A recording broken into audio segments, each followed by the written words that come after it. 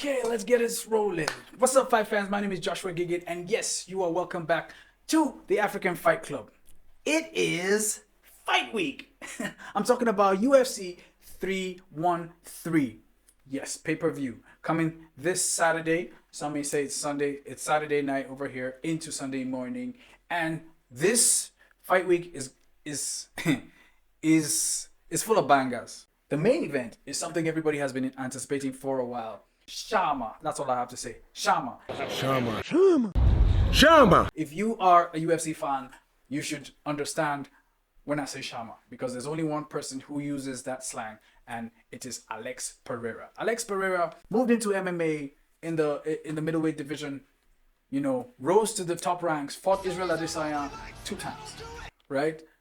He won Izzy once, Izzy won the second time, and then Alex Pereira moved up and was able to beat the top ranking contenders and took the light heavyweight belt. Now he is the light heavyweight champion of the world. He has defended his belt 3 times. One against Yuri Prohaska, second one against Jamal Hill, third one against Khalil Roundtree Jr. So this guy has solidified his stay in the light heavyweight division. But everybody has been talking about one guy. Everybody thinks there's one guy that can actually give Alex Pereira problems in the light heavyweight division, and that is the fight we're about to have. Ladies and gentlemen, I'm introducing Magomed Ankalaev. Magomed Ankalaev, Dagestani Russian MMA fighter, came into the scene as a wrestler, built up his striking game, and now he even prefers striking than even grappling, because if you see his stats, if you look at the stats, you see that he really has takedowns and submissions on his records.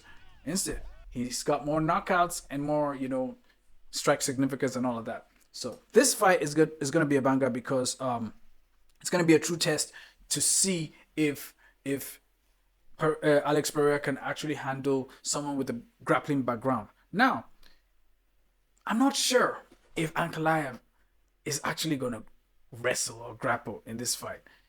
He has said he's going to fight an MMA fight. In fact, he says he's not going to take it to the ground. He says he's going to beat Alex Pereira on the feet. He says he has seen a lot of loopholes in Alex Pereira's game, which he's going to exploit and bring the belt home. That's what they all say, right? Alex Pereira has been undermined, underrated a lot of times. Everybody kept thinking, just take him down and you'll be fine. Just take him down. Well, Alex Pereira has recently gotten his jiu-jitsu black belt from Glover Teixeira. So he seems to have rounded that ground game. Is that enough? Will that be enough on Saturday night? It's left for us to see. You guys should watch out for that fight. It's going to be fireworks. With Alex Pereira, there's only one thing. There's nothing like decision, ladies and gentlemen. When it comes to Alex Pereira, there's nothing like decisions. Most times, it goes to TKO or a knockout. So, and the same with Magomed Ankalaev, apart from his fight with Jan Blachowicz, right? So, yes, that's also very interesting. Magomed Ankalaev is actually rumored to have won the fight between him and Jan Blachowicz. Even Jan Blachowicz was raising his hand, at the end of the fight, right? But the judges saw it different and ruled the fight a majority draw, which was a bummer to everybody. Yeah, because we really needed a champion. That fight was for the light heavyweight belt. So that was what gave Pereira the chance or the advantage, to go get the light heavyweight title. So it will be nice to see what Magomed Ankalaev makes of it. He seems to be fired up and determined. Let's see if he can bring the fire this Saturday night. The co-main event, however, ladies and gentlemen, when you think of the co-main event, just think of a train wreck, carnage, motor accidents. That is what is going to happen in that co-main event, because of the people they have brought and have put together in that co-main event. So let me give you the backstory. This co-main event was actually meant to be a banger between Justin, the Highlight Gaethje, versus Dan Hooker, Hangman Hooker. Well, a week ago or so, uh, Dan Hooker broke his arm, which I think is the same arm he broke a few months, a year ago, and had to sit out for a while. So if that's the same arm, he's really gotta rest that arm, allow it to heal properly, so that such stuff like this will not be happening again, right? So Gagey was left without an opponent, but, or shall I say, until Rafael Fiziev. Should I say Fiziev? How do they pronounce it? Rafael Fiziev, Kazakhstanian Muay Thai kickboxer, world champion, turned MMA fighter. This guy is elite of the elite, right? And this guy, he has history with Justin Gagey. The first fight they had, Justin Gagey won him, but it was God. I don't know how to explain it to you guys. That fight, but was technique. As in, you see technique written all over the fight. I mean, and those guys came to fight. They came to brawl. There was blood, there was bone, there was, flesh everywhere. And so when Dan Hooker couldn't make this fight, Rafael Fiziev, who we know is a coach all the way in Thailand, he's a coach in Thailand, so he trains every day. So he steps up and says, "Give me the second fight. I want the fight." He wants revenge. So, ladies and gentlemen, be prepared for carnage and destruction in that co-main event. Justin Gagey versus Rafael Fiziev. Promises to be fireworks. Justin Gagey has 25 wins, 5 losses. Rafael Fiziev has 12 wins, 3 losses, 0 draws. Let's go to wins by. You see that 80% of Justin Gagey's fights have gone or have been won by KO or TKO. Fiziev, 67% KO average. Right? Submission. Fiziev has submitted, has an 8% submission average. Justin Gagey doesn't go for submissions most times. He's got a 4% submission average. Average fight time, Justin Gagey has well over 10 minutes, 56 seconds, while Fiziev has 11 minutes, 41 seconds. Knockdown average, Justin Gagey outmatches Fiziev in that. Significant strikes, Justin Gagey has 6.7, Fiziev has 4.9. So looking at the statistics, doing the MMA maths, Justin Gagey has more on his stats riding for him. But this is MMA, guys. Anything can happen. And this Fiziev guy, is very, very dangerous. Very, very deadly. So it's a fight to look out for. Next fight, Jalen Turner versus Ignacio Bahamondes. This guy is from Chile, Ignacio Bahamondes. I don't really know too much about the guy, so we're going to look at the stats.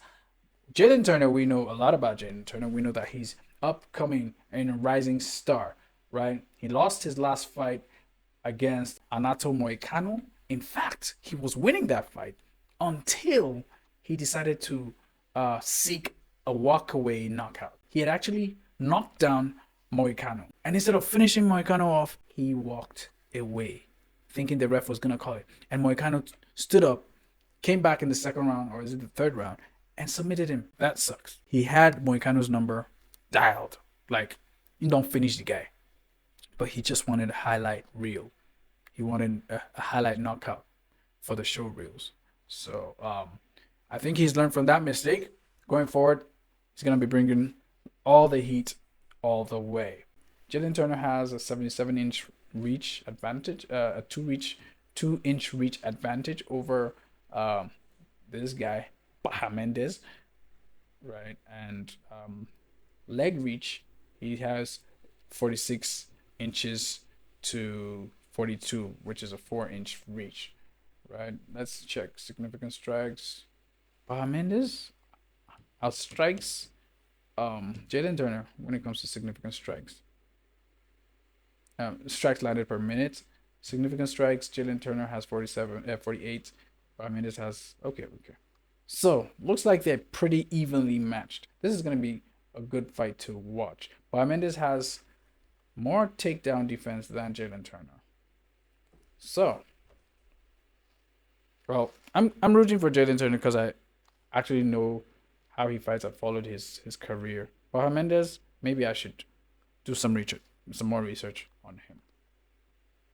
Um, Another fight to look out for: Bobby Green versus Moriacho Rufi. Now, Bobby Green is one of the craziest guys you can have in the UFC. Looking at the stats, you can see this guy has well over 32 wins and 16 losses. He clearly has well over 48 fights, 49 fights, getting to 50 fights in the UFC. He's a veteran, very crazy guy, fast hands, very intelligent. Though he's been on a few, no, he's on a one loss losing streak. So he'll be looking to come back and get back into the win column. He has very fast hands, but he was submitted by Paddy Pimblett. So Paddy the Baddy. Moriacho Rufi, crazy Brazilian guy, very good striker, very good grappler. Let's check the stats. Very good, very good takedown defense. He's got 100% takedown defense. He's never been taken down. Well, that's going to be a challenge. Well, not like Bobby Green is going to try to take him down anyway. But significant strikes. He has more significant strikes than Bobby Green. And but has also absorbed more strikes per minute. He has a 91% KO average. This is wicked. This guy, Shay, is part of the fighting nerds. He looks like one of those fighting nerds guys from Brazil. Those guys are not to be played with. They're not to be joked with. This guy has a 91% KO average. Bobby Green has 34. Looks like this fight is leaning towards Mariacho. If you do the MMA mathematics, Mariacho is meant to win this fight. But MMA, anything can happen, right? Let's go to the next fight. Curtis Blade. In fact, this fight surprises me because I cannot imagine that Curtis Blade is on the prelims. Curtis Blades is an elite heavyweight. In fact, multiple time championship contender. He's fought the best of the best in that division, and it just hurts to see him like this on prelims. But it means he is humble enough to take that. He doesn't have to be on the main card. He's on the prelims. He's just trying to get his win and solidify his stay in the top 5 ranking. He's currently ranked number 5. And he's fighting an unranked guy, Rizvan Kuniev, Russian guy. Stats. Kuniev, okay. Kuniev is 2-0. Okay, this looks like a tune-up. I see this as a tune-up for Curtis Blades because this Kuniev guy doesn't even have. He only has two fights in MMA. He's a new guy, right? I don't know how he turned pro with just 2 fights. Well, let's see what happens. He's a new guy. Let's see what happens. I know Curtis Blade. Yeah, this is a win for Curtis Blade. I'm going with Curtis Blade on this one. And that was a quick rundown of UFC 313 fights to look out for. Let's see on Sunday evening to recount the scores. Let's see who won, who's winning, who's moving up in the rankings. My name is Joshua Giggin, and you are watching African Fight Club.